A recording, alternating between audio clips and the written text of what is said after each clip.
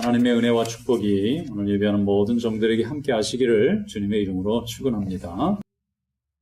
고이케 유노스케라고 하는 일본의 유명한 작가가 있습니다. 요즘 한국에서 이분의 책이 굉장히 많이 읽혀지면서 베스트셀러가 되었는데 이분의 책이 왜 이렇게 사람들에게 감동을 주나 봤더니 요즘에 SNS라 그래서 소셜 네트워크로 커뮤니케이션을 하는데 거기에 그 마음을 다스리고 서로 대화하는 방법에 대해서 굉장히 좋은 인사이트를 주는 면이 있더라고요.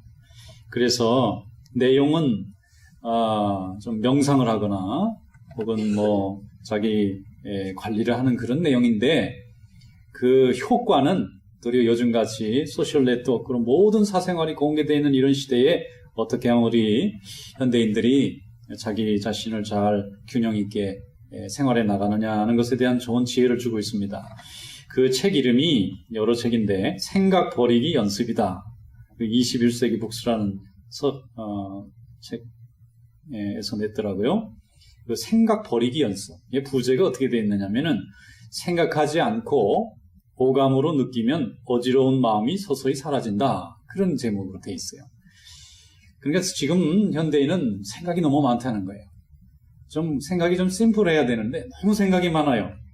그래서 몸도 망치고 일도 망치고 심지어는 자기의 가정도 어려움을 겪는 일이 많다는 것입니다. 그래서 이렇게 생각이 복잡하고 별로 도움이 안 될 때는 좀 생각을 멈추고 감각을 좀 쌓으라는 거예요. 여러분, 우리에게는 하나님이 5개 감각기관을 주셨어요. 보고 듣고 그 다음에 뭐 맛보고 또 이렇게 느끼고 또 냄새 맡고 하는 이런 오관을 좀 잘 사용하다 보면은 이것도 생각만큼이나 우리 몸을 또 도움을 주는 면이 많다는 것입니다. 그런데 요즘 사람들은 몸은 전혀 움직이려고 하지 않고 여러 가지 감각기관으로 들어오는 정보는 들으려고 하지 않고 생각을 너무 많이 하는 거예요. 생각을 너무 많이 하다 보니까 그 생각이 오히려 자기의 하고자 하는 일까지 어렵게 만든다는 것입니다. 너무 자기 자신의 위신을 생각합니다. 대화하면서 또 이렇게 메시지 주고받으면서 또 페이스북 같은 거 하면서 자기 체면이 중요하고 또 자기 유능함을 잃지 않으려고 애를 쓰고 또 자신의 외모에 신경을 너무 많이 쓰다 보니까 정작 다른 사람하고 대화할 때의 중심은 다른 사람이 무엇을 생각하고 어떻게 행동하느냐 하는 것을 읽어야 되는데 자기 자신을 너무 많이 들여다보다 보니까 다른 사람하고 대화를 해야 되는 중요한 목적을 잃어버린다는 거예요. 그래서 고이케 유노스케 씨가 말씀하시는 건 뭐냐면은 그 절에 가면은 불상이 있죠. 불상을 보면 눈이 어떻게 생겼습니까? 눈. 자는 듯 뜨는 듯 돼 있잖아요. 그게 졸려서 그러는 게 아니고 생각을 좀 정돈하려고 집중을 하려고 다른 걸 안 보려고 눈을 개심치르게 이렇게 있다는 거예요. 이 불상의 눈같이 좀 세상을 좀 단순하게 보고 너무 크게 보면 이것도 보고 저것도 보이고 너무 많은 걸 보니까 그걸 해석하느라고 이 뇌가 쉬지를 못한다는 거예요. 그래서 휴뇌법, 다시 말해서 뇌를 좀 쉬게 해야 자기가 정작 해야 되는 일에 효과가 있다.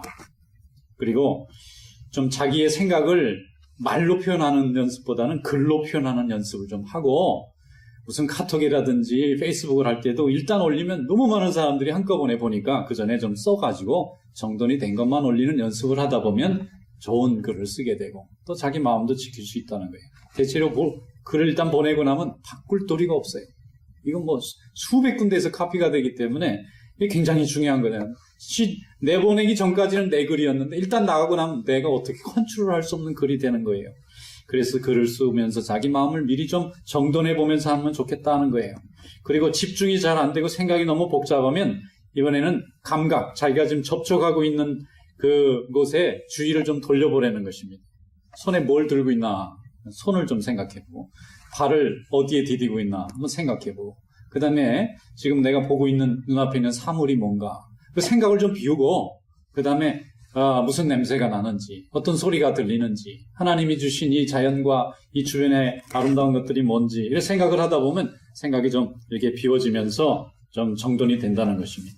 그래서 요즘에 많은 사람들이 이 소셜 네트워킹에 있는 이 커뮤니케이션 방법에 너무 매달리다 보니까 이걸로 스트레스 받고 이걸로 하루 우울했다가 하루 행복했다가 난리예요.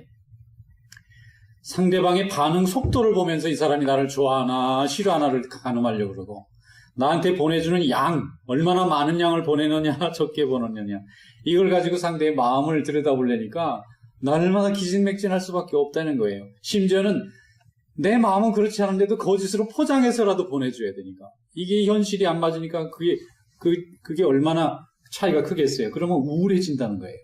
이 사람의 분석은 우리 몸에는 도파민이라는 신경물질이 분비가 되는데, 사람들이 칭찬해주고 많은 사람들이 와서 나를 막 알아주면은 그게 확 올라가서 기분이 좋아진대요.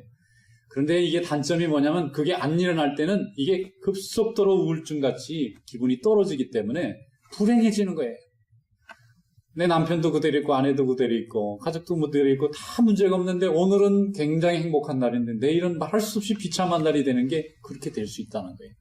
그래서 사람들이 말하기를, 이 소셜 네트워킹으로 하는 이 엄청난 커뮤니케이션 방법이 왜 이렇게 사람들에게 인기가 있느냐 하면요, 관심 받고 싶어 하는, 사람들이 나를 좀 알아주고 싶어 하는 그런 욕망을 너무나 잘 표현해주고 있는 기기이기 때문에 사람들이 여기에 매달리는 거예요. 이거 놓으면은요, 불안증 때문에 어디 가지도 못합니다. 그래서 적당히 늘 일정하게 반응 속도, 반응의 양도 정하고, 꼭 필요한 거 아니면 그저 꼭 자기가 필요한 말만 하고, 그런 일을 하면서 내가 좀 쉬도록 해야만 우리의 감성과 이성이 정상적으로 회복이 된다는 것입니다. 여러분, 가족끼리 다투거나 화가 나서 막 설전을 할 때는 말을 좀 멈추고 안아주래요. 왜냐하면 이게 신체적 접촉이 그때 모든 메시지를 다 설명하는 거잖아요. 말이라는 게 뭐지요? 상대방에게 내가 그렇지 않다는 걸 해명하려다 보니까 이 말 저 말하고, 그걸 못 알아듣는 것 같으면 더 말을 많이 하는데, 그럴 때 그저 안아주고 손잡아주고 같이 좀 운동하고 이렇게 말을 좀 멈추고 우리 오관을 이용하다 보면은 우리의 본래 생각이 잘 회복이 된다는 것입니다. 여러분, 가족들끼리 말이 잘 안 하면요, 말을 좀 멈추고 손을 잡으시기를 축원합니다. 그래야 우리의 신뢰가 회복이 된다. 말을 많이 해야 신뢰가 되는 거, 회복이 될 것 같지만, 어떤 때는 말을 좀 적게 해줘야 도리어 신뢰가 회복이 될 수 있다는 거예요. 이 성경 말씀에도 보면은 생각하고 판단하고 하는 것보다 행동하고 접촉하는 사람이 하나님의 일을 잘한다고 하는 얘기가 나오고 있습니다. 여러분, 야고보서에는 행함이 없는 믿음은 죽은 것과 같다고까지 말씀했어요. 이 머릿속에 있는 믿음의 세계와 또 우리 현실 속에서 나의 행동이 일치가 돼야만 우리가 행복해질 수가 있어요. 그런데 행동은 그렇지 않은데 마음은 다르다. 그러면 이게 얼마나 어려운 일이겠어요. 그래서 여러분, 하나님의 사람들은 하나님이 우리에게 주신 사명을 감당해 나갈 때에 하나님이 우리에게 주신 생각보다는 우리 자신의 생각에 너무 몰입하지 않도록 하나님의 생각을 늘 주시하는 그런 믿음의 습관이 있기를 바랍니다. 오늘 본문 말씀에 보면은 사무엘이라는 사람이 나오고 있어요. 참 좋은 모델입니다. 이 사람은 얼마나 하나님의 일에 열심이었는지, 자기 생각이 있는데도 하나님의 생각이 분명하게 느껴지면 자기 생각 다 내려놓고 그냥 하나님 말씀에 열심히 헌신하고 일을 했던 그런 사람입니다. 고민하기보다는 직접 만나고, 또 무엇을 생각하기보다는 직접 가서 실행할 줄 아는 그런 그 믿음의 사람입니다. 또 행동의 사람입니다. 오늘 본문 말씀 한번 함께 열어보겠습니다. 사무엘상 9장 22절부터 24절입니다. 다 함께 읽어보겠습니다. 시작. 사무엘이 사울과 그의 사원을 인도하여 객실로 들어가서 청한 자 중 상석에 앉게 하였는데 객은 30명가량이었더라. 사무엘이 요리인에게 이르되 내가 내게 주며 내게 두라고 말한 그 부분을 가져오라. 요리인이 넓적다리와 그것에 붙은 것을 가져다가 사울 앞에 놓는지라. 사무엘이 이르되 보라, 이는 두었던 것이니 내 앞에 놓고 먹으라. 내가 백성을 청할 때부터 너를 위하여 이것을 두고 이때를 기다리게 하였느니라. 그날에 사울이 사무엘과 함께 먹으니라. 아멘. 여러분, 이 말씀 보면은 그저 무슨 식사를 같이 했다는 그런 얘기잖아요. 그런데 이스라엘 역사에서 이 순간이 굉장히 중요한 순간이었습니다. 무엇인가 하면은 이스라엘 역사 중에 새 왕이 간택이 되고 결정되는 순간이에요. 거기 모여있는 30명의 사람은 그래서 단순한 손님이 아니고 이스라엘 각 지파의 두령에 해당하는 굉장히 지위가 높은 중요한 사람들, 유력한 사람들이 거기 다 모여있어요. 그런데 그 저녁 식사 자리를 마련한 사람은 사무엘 선지자입니다. 그리고 그날 찾아와서 상석에 앉는 사람은 뜻밖의 사울이라고 이름을 가진 젊은 청년이었어요. 그런데 하나님께서 사무엘에게 이 사울을 많은 이스라엘의 유력한 자들 앞에서 얼굴을 보여주고 앞으로 하나님께서 이 사람을 왕으로 세울 테니까 온 이스라엘 백성들이 그 사람을 잘 도와서 나라를 다스리라고 하는 그런 계기로 그날 식사를 준비하라고 하신 것입니다. 사무엘이 이것을 아주 열심으로 아주 완벽하게 실행해 나가고 있는 것을 볼 수가 있어요. 사실 사무엘은 왕을 세우는데 반대했던 사람, 이스라엘 백성들이 하나님 앞에 나가서 왕을 좀 만들어 달라고 부탁을 했어요.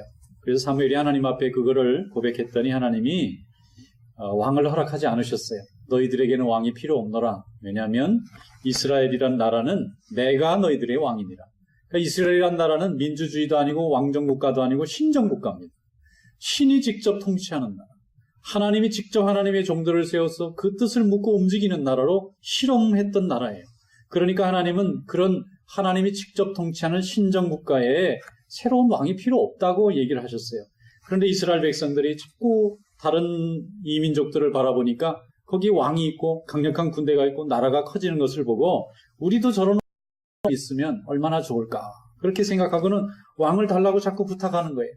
그랬더니 하나님께서 하시는 말씀이 왕을 너희들이 원하지만 만약 너희들이 왕을 갖게 되면 불편한 게 많다는 거예요. 첫째, 너희들의 딸은 다 궁궐에 가서 종이 돼하고 너희들의 아들은 다 징발이 돼서 전쟁터에 나가야 되고 너희들은 죽도록 일을 하면 다 왕에게 세금을 바쳐야 되고 또 왕이 필요하면 그 권력에 순종해야 되는데 그런 왕을 왜 만들려고 하느냐 그랬더니 이스라엘 백성들이 그래도 외국은 전부 왕이 있기 때문에 왕 때문에 강한 나라가 되어지는데 우리가 그 정도의 수고는 감수할 테니 왕을 뽑아주십시오 그러는 거예요. 하나님께서는 백성들이 왕을 달라고 하는 말씀을 듣고 마음을 바꾸셔서 사무엘대로 그러면 왕을 뽑아라. 그리고는 사울이라는 청년을 뽑게 만드셨어요. 근데 여러분 사무엘이 하나님 말씀에 절대 순종하는 사람이라는 것이 바로 여기 잘 나옵니다. 사무엘은 처음에 하나님께서 왕을 뽑지 말라고 말씀할 때에 그걸 백성들에게 그대로 전한 종이에요. 근데 하나님이 마음이 바뀌셔서 왕을 뽑으라 그러니까 입장이 참 곤란했을 것 같아요. 아마 믿음이 없는 사람 같으면 하나님 지난번에 왕이 안 된다고 그러셨어. 내가 다 안 된다고 다 설명해 놨는데 이제 와서는 또 왕이 된다고 그러면 제 입장이 뭐가 됩니까? 내가 바보 되지 않습니까? 그렇게 주장해도 되는데 이 사무엘 선자는 하나님을 잘 아는 사람이에요. 알겠습니다. 그리고 나서 백성들에게 여러분 하나님이 왕을 뽑아도 된다고 그러고 그 왕이 오늘 우리 저녁에 올 식탁을 마련할 해서 손님으로 올 사울이라는 사람입니다 하고 소개를 하는 것입니다. 자기의 생각이 있었지만은 하나님의 생각이 분명하다는 것을 깨닫고 자기 생각을 내려놓고 하나님께 순종한 줄로 믿습니다. 하나님의 사람들은 이렇게 사무엘처럼 하나님의 말씀에 순종하고 자기의 생각을 내려놓을 수 있을 때에 하나님께 쓰임받는 귀한 종이 된 줄로 믿습니다. 사무엘도 생각이 복잡했을 거예요. 이 왕이 되면 이게 복잡할 텐데 어떻게 하면 좋을까? 근데 하나님께서는 여러 가지 방법이 있다는 것을 아셨어요. 왕이 없이도 이스라엘 백성을 통치하시기 때문에 왕을 세우고도 이스라엘 백성들을 이끌어 가시는 것입니다.